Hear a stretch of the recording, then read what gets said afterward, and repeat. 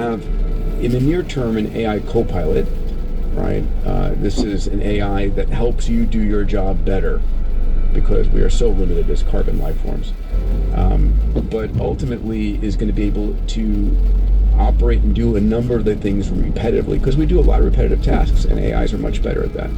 If you have an email newsletter that goes out, use ChatGPT to say, how would I increase the engagement rate with this email?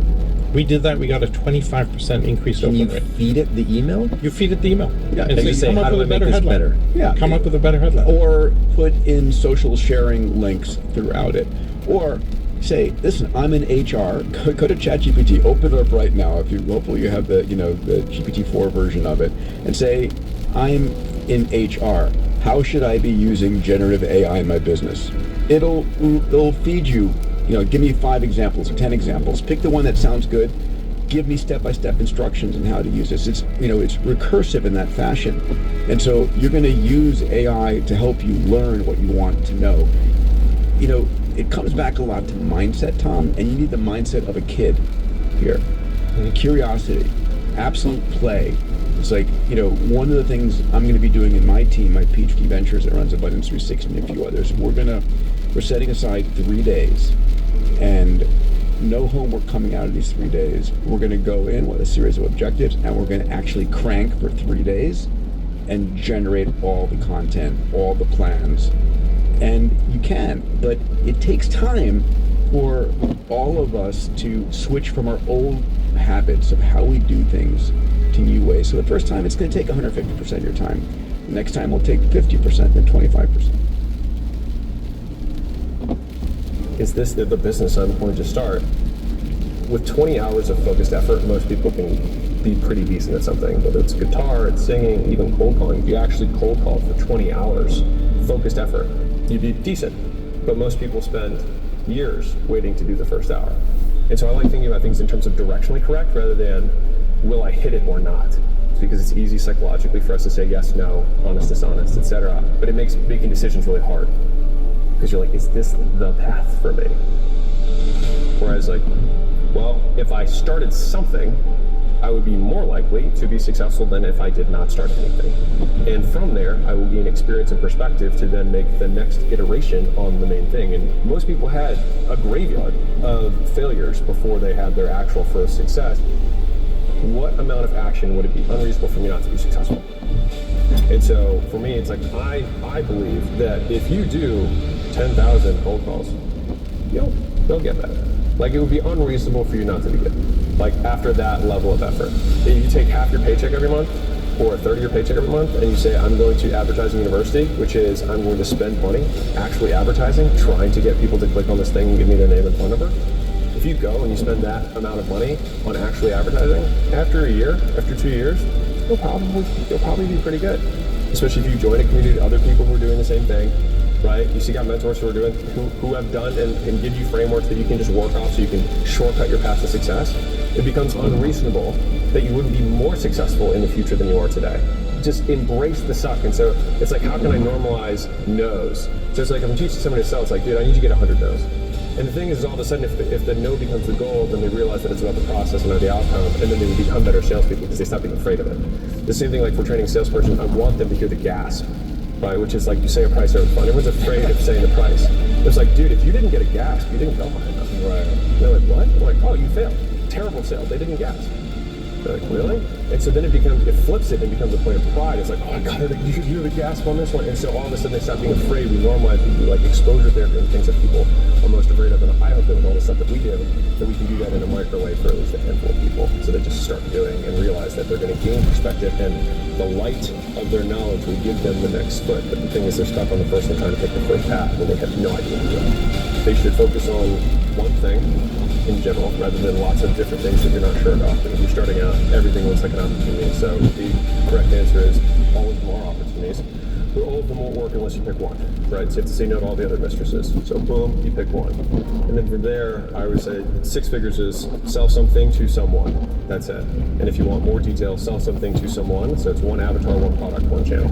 So you don't have to figure out how do I create 20 pieces of content across it. It's like, just pick one channel, one media source, whether it's Facebook, Instagram, YouTube, whatever, Twitter, consistently start going on that, whether that's cold outbound, whether that's content, whether it's running paid ads, whether it's affiliates, word of mouth, whatever it is, start reaching out to people there to start selling your stuff. You have to learn how to advertise, which I define as the process of making known. So how do you let other people know about the stuff you sell? And then once people engage with whatever advertisement you have to sell them. So advertising is the first skill, selling them is the second skill.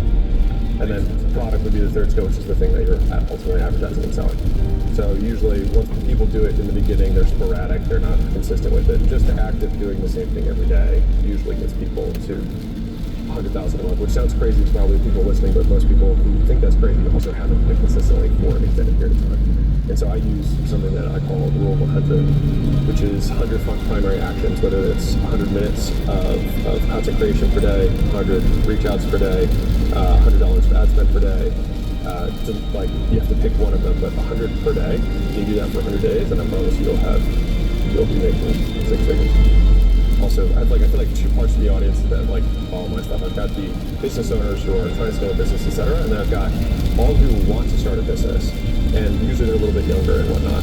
And I think there's a misnomer around education, and so a lot of them, I don't know how it's supposed to be, but they mentally masturbate to watching lots and lots of videos. They want them pump up speeches. They buy the tickets to the things. And I think that they think that exposure to information is learning. And I don't think that's true, or at least it hasn't been for me. And so when I do the original Rule of 100 and whatnot, it's because I think it's the most effective way to learn, which is you force yourself on the one controllable that you have, which is the activities that you can take, and then it goes with the underlying assumption that you go off feedback, and you're like, well, that opening message did not work, right? And then I think most people have a dramatic underestimation of how much volume it takes to be successful. You get the skill from the volume, the feedback from the volume, and there's all these little things. I'm sure it's from the exercise world, because we come from that. When you squat, first time you squat, you're orienting yourself to your environment. You're barely actually squatting. You're just looking like you have a bar on your back. But you learn so much between that first rep and your 10,000th rep of squats. And so I think for most people, it's if I can just decrease the action threshold for people to begin and be okay with the fact that they're going to suck, and it is okay to suck. You should expect to suck. And it would be unreasonable for you to be good if you haven't done it before. Prove them right, because there's an end to your life, and it's coming sooner than you think. It goes by like this. Just yesterday, Max was 6 years old at the car wash. He's going off to college next year. Just yesterday, she was 8 months old. Now she's got a boyfriend. Just yesterday, I was a young, cool guy. Just yesterday, me and my girlfriend were walking on the beach. Someday, I'm going to do that. It goes by in a flicker, and at some point, it's going to be over. To me, heaven when we die is we meet that person we were capable of being, destined to be, and we're identical twins. Hell is you meet them and you're total strangers. My obsession in my life is when I meet that dude, we're going to be identical twins. He's going to meet me and go, hey man, proud of you. Been watching you this whole time. Man, you did it. You got off track there for a while. It took you a little while. You're a late starter. But man, you did it. I don't do things based on how I feel. I do things based on who I am. And who I am is that guy. And every decision, that action, does it move me closer to being that man? Does it move you closer to being that woman? That's the barometer of how you live your life. Who are you when nobody's watching? What's the real difference you make in the world? Who are you really as a man or a woman? Who are you really? I get a lot of credit. I don't hold a candle to that guy. Who are you really? In quiet moments when human beings need you, are you that person they can rely on? Are you that person who steps up? Are you that person who makes a difference for them? Because you can win in big ways, mansions, jets. I know all about that stuff. It's awesome. I want you to have them. But I'll submit to you, it's the small things you do that no one will ever probably know you did that'll be the things that'll make you the most proud of you, that will ultimately be the definition of who you are as a man or a woman. It's who you are in those moments. There's a destiny you're supposed to fulfill. There's people you're supposed to help. There's a difference you're supposed to make. Your life, your way, special to you. Not mine, not jets, not houses, not cars. Your precious life. Your beautiful life. Your soul. Your gifts. Your difference. I want you to win. I've always tried to disqualify myself. It always shocks people, even people that know me really well. They're like, not you. I don't know that I'm too talented, but I think I can fake it pretty well.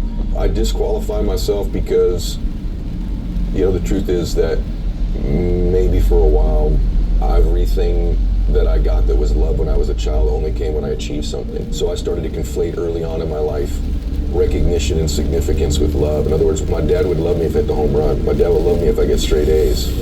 And so then when I would feel these things, and also like I love to beat myself up